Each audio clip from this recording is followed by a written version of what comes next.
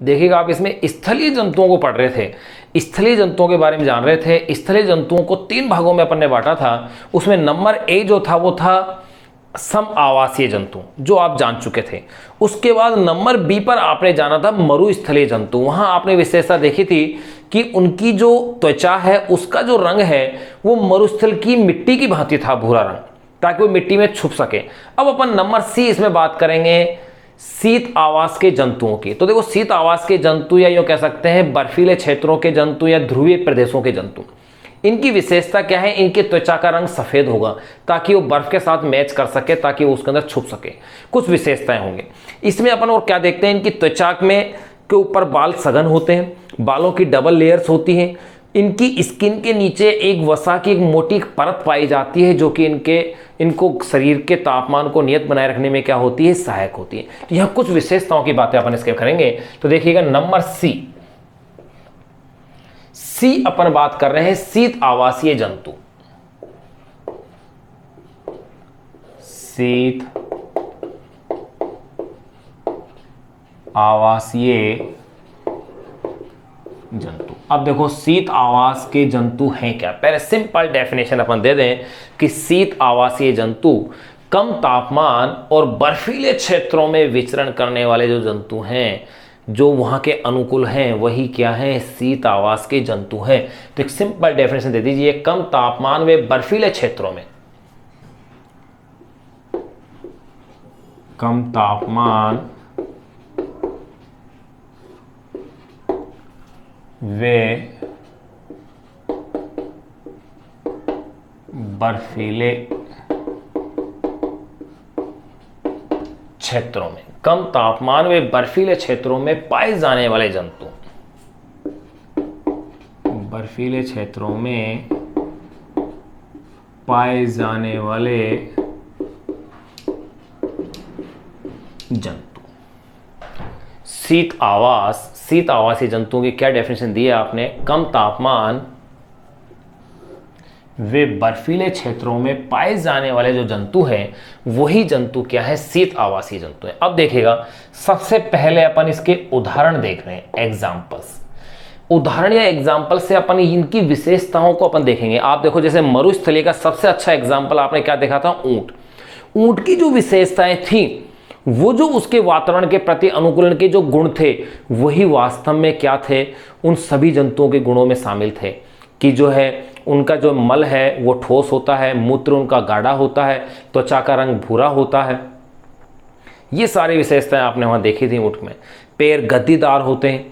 तो वो सारी अन्य जंतुओं में थी। कुछ अन्य विशेषताएं अलग से थी जो कि अपने मोलोक वगैरह में पड़ी थी, वो अलग से थी। तो यहां पर भी पहले अपन एग्जाम्पल्स या उदाहरण लेंगे। इन एग्जाम्पल्स के आधार पर ही अपन इनका वर्णन करेंगे। तो देखिए उदाहरणों में सबसे पहले एग्जाम्पल देखें अपन मस्क बेल। मस्क बेल जो कि शीत आवास का क्या है? जंतु है। मस्क बेल। ध्रुवीय खरगोश, ध्रुवीय खरगोश, पोलर रेबिट जिसे अपन कहते हैं, ध्रुवीय खरगोश। ध्रुवीय भालू,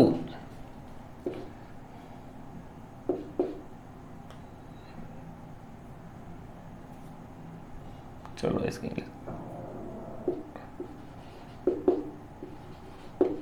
ध्रुवीय भालू।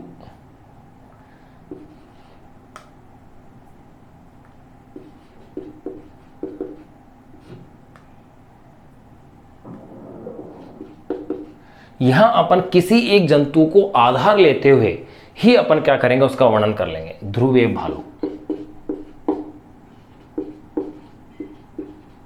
Polar bear. ध्रुवीय भालू या पोलर बियर। तो देखिएगा मस्क बेल आ गया, ध्रुवीय खरगोश आ गए, ध्रुवीय भालू है, याक है, पेंगुइन है। पेंगुइन, देखो पेंगुइन एक ऐसा जंतु है जिसे फ्लाइटलेस बर्ड्स भी कहते हैं अपन इसे।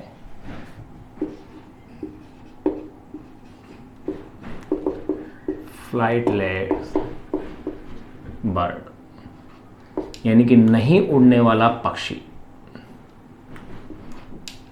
क्या कहते हैं इसे? पेंगुइन को फ्लाइटलेस बर्ड भी अपन इसे कहते हैं।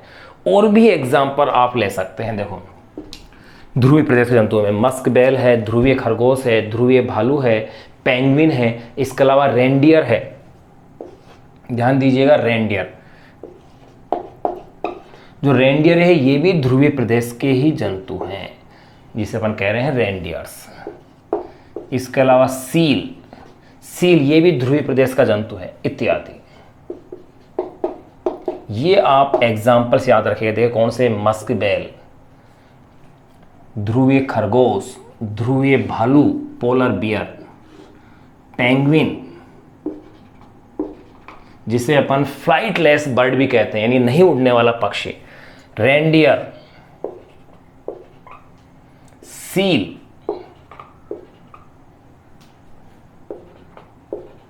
मस्क बेल, ध्रुवीय। तो देखो ये, अब इनको किसी एक को आधार बनाते हुए अपन इनकी विशेषताओं की बातें करेंगे। तो देखो सबसे पहली विशेषता बात करें, इनका रंग प्राय क्या है, सफ़ेद होता है। आप इन सभी को देखें तो इन सब का रंग प्राय कैसा होता है, सफ़ेद होता है, ताकि ये बर्फ़ के रंग के साथ मैच कर सके। तो आप कह दीजिएगा इनका रंग प्राय सफ़ेद होता है, जो बर्फ़ में छुपने में क्या होता है, सहायक होता है। इनका रंग प्राय सफेद होता है, जो इन्हें बर्फ में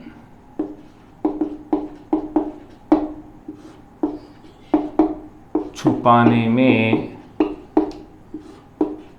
सहायक होता है। तो देखिए क्या लिखा, फर्स्ट पॉइंट, इनका रंग प्राय सफ़ेद होता है, जो इन्हें बर्फ में छुपाने में क्या होता है, सहायक होता है। अगली अगर विशेषता देखें, अगला अनुकूलन देखें तो आप कह सकते हैं त्वचा पर घने बाल पाए जाते हैं। त्वचा पर घने बाल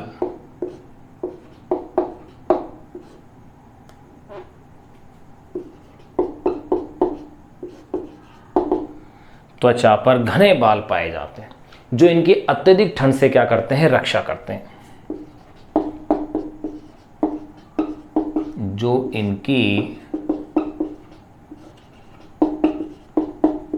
अत्यधिक ठंड से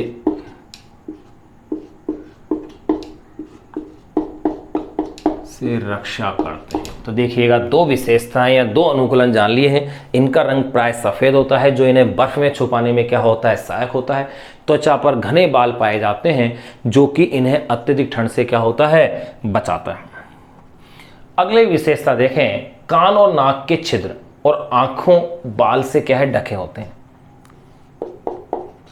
कान, नाक, यूं कह सकते हैं कान व नाक के छिद्र, कान व नाक के छिद्र तथा आंखें, कान व नाक के छिद्र तथा आंखें बालों से ढके होते हैं।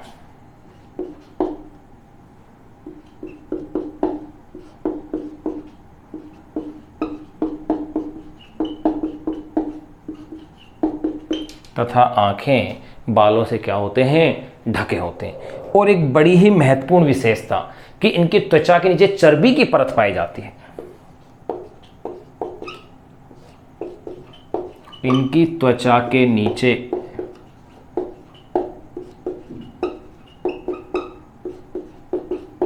चर्बी की परत, और वो जो चर्बी की परत है उसे कहते हैं ब्ल्यूबर।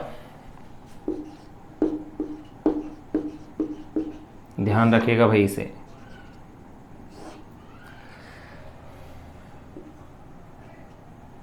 इनकी त्वचा के नीचे चर्बी की परत, जिसका नाम क्या दिया गया है, ब्ल्यूबर होती है। इनकी त्वचा के नीचे चर्बी की परत ब्ल्यूबर होती है। ये भी इन्हें क्या करती है, अत्यधिक ठंड से बचाने में इनके लिए क्या होती है, सहायक होती है। तो देखिएगा शीत आवासीय जंतु या कौन से हैं, कम तापमान में बर्फीले क्षेत्रों में पाए जाने वाले जो जंतु हैं, इन्हें अपन कहते हैं शीत आवास के जंतु कहते हैं। यानी ठंडे प्रदेशों में पाए जाने वाले जो जंतु हैं वही वास्तव में क्या है, शीत आवास के जंतु हैं। इनके एग्जाम्पल्स आपने देख ही लिए कि मस्क बेल है, ध्रुवीय खरगोश है, ध्रुवीय भालू है, ध्रुवीय भालू है, यानी कि पोलर बियर, पेंगुइन है जिसे अपन फ्लाइटलेस बर्ड बोलते हैं, रेंडियर्स हैं, सील है, ये सारे के सारे क्या है, ध्रुवीय प्रदेश के जंतु हैं। इनका रंग प्राय सफ़ेद होता है जो इन्हें बर्फ में छुपने में क्या है, सहायक होता है। त्वचा पर घने बाल पाए जाते हैं जो इनकी अत्यधिक ठंड से क्या करते हैं, रक्षा करते हैं। कान और नाक के छिद्र तथा आंखें बालों से क्या है, ढके हुए होते हैं। इनकी त्वचा के नीचे चर्बी की एक परत होती है जिसे अपन क्या बोलते हैं, ब्लूबर बोलते हैं। तो यहाँ अपन ने इस ध्रुवीय प्रदेश के जंतुओं की कुछ विशेषताएं थी वो आपने जान लिए। अब एक बार आप इसका स्क्रीनशॉट ले लें या एजिट ऐसे कैसे नोट कर लें, क्योंकि अब अपन कुछ विशेषताएं या कुछ प्रॉपर्टी जो है, कुछ विशेषताओं को अपन याद रखेंगे ध्रुवीय भालू के आधार पर। एक बार आप इसे नोट कीजिएगा।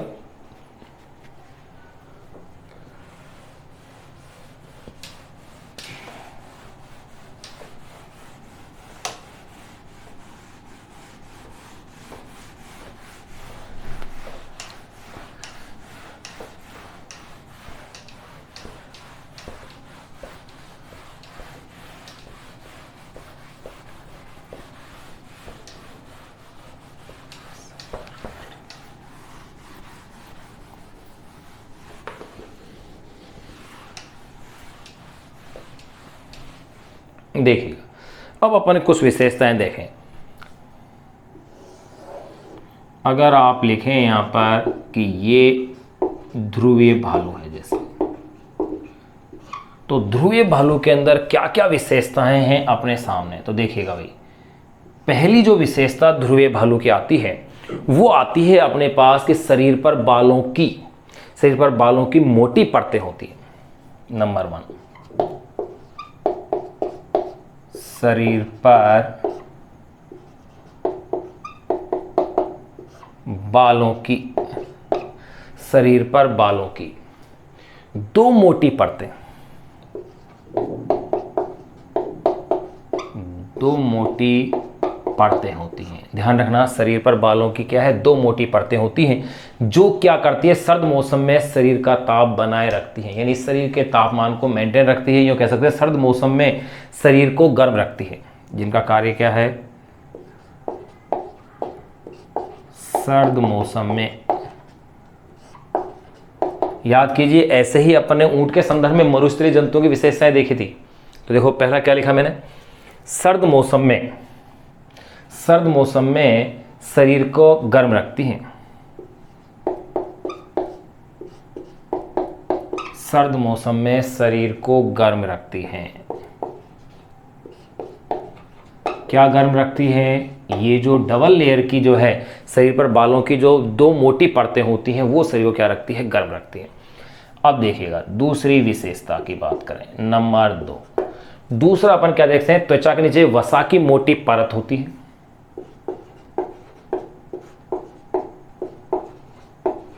त्वचा के नीचे वसा की मोटी परत। अब ये जो वसा की जो त्वचा के नीचे जो मोटी परत होती है जिसे अपन ने अभी नाम दिया था ब्ल्यूबर, इसका कार्य होता है शरीर को शीतरोधी कर देती है। ये शरीर को शीतरोधी यानी कि ठंडी लगने देती, शरीर को शीतरोधी कर देती है ये वसा की मोटी परत। ध्यान दीजिए, इसका नाम क्या बताया था, ब्ल्यूबर। फिर इसके बाद नंबर 3,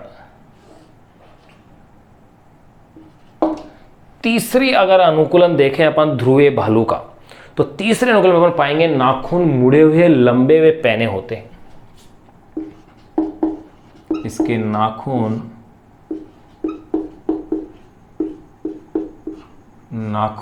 मुड़े हुए लंबे हुए पैने, मुड़े हुए लंबे हुए पैने। देखो इस नाखूनों के इस प्रकार के होने से फायदा क्या है कि बर्फ पर चलने में ये नाखून क्या होते हैं, सहायक होते हैं, ये आसानी से चल पाते हैं। बर्फ पर चलने में सहायक होते हैं। ये लीजिए, ये नाखून इसको क्या होते हैं, बर्फ पर चलने में सहायता देते हैं। तो देखिए पहला गुण अपन ने देख लिया। तीसरा अनुकूलन देखें अपन, तीसरा देख चुके, चौथा देखेंगे नंबर 4। चौथे अनुकूलन की अगर अपन बात करें तो सूंघने की शक्ति इसकी क्या होती है, तीव्र होती है। सूंघने की शक्ति, सूंघने की प्रबल शक्ति। सूंघने की शक्ति ज्यादा होने से ये क्या है, अपने शिकार को आसानी से ढूंढ पाते हैं, ये कह सकते हैं शिकार को ढूंढने और पकड़ने में सहायक होती है।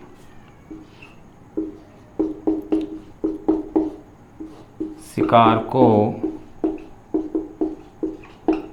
ढूंढने वे पकड़ने में सहायक। फिर इसके बाद नंबर 5, एक और अनुकूलन अपन देख लेते हैं नंबर 5 पे। नंबर 5 अपन क्या देखते हैं कि यहाँ इसके ऊपर सफ़ेद बाल हैं जो इसे बर्फ में छुपाने में क्या होते हैं, सहायक हो जाते हैं। सफ़ेद बाल,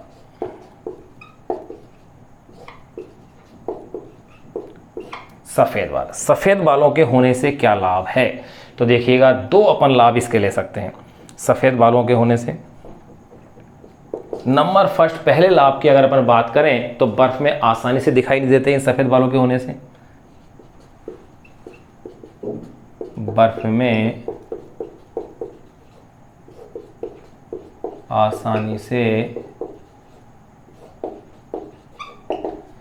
दिखाई नहीं देते। नंबर सेकंड, अगर अपन इसमें बात करें तो शिकारी पर, या यूँ कह सकते हैं शिकारी या परभक्षी आसानी से नहीं देख पाता इन्हें। शिकारी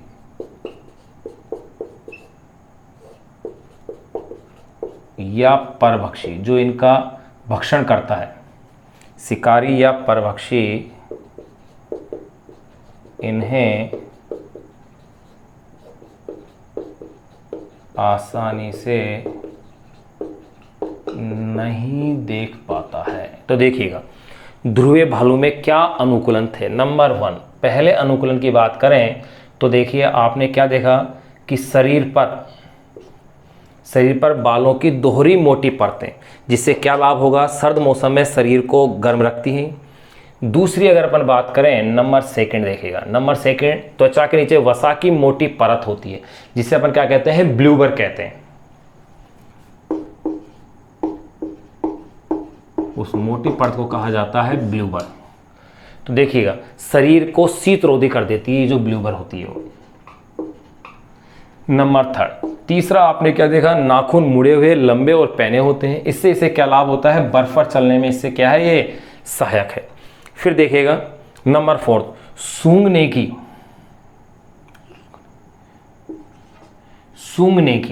प्रबल शक्ति होती है।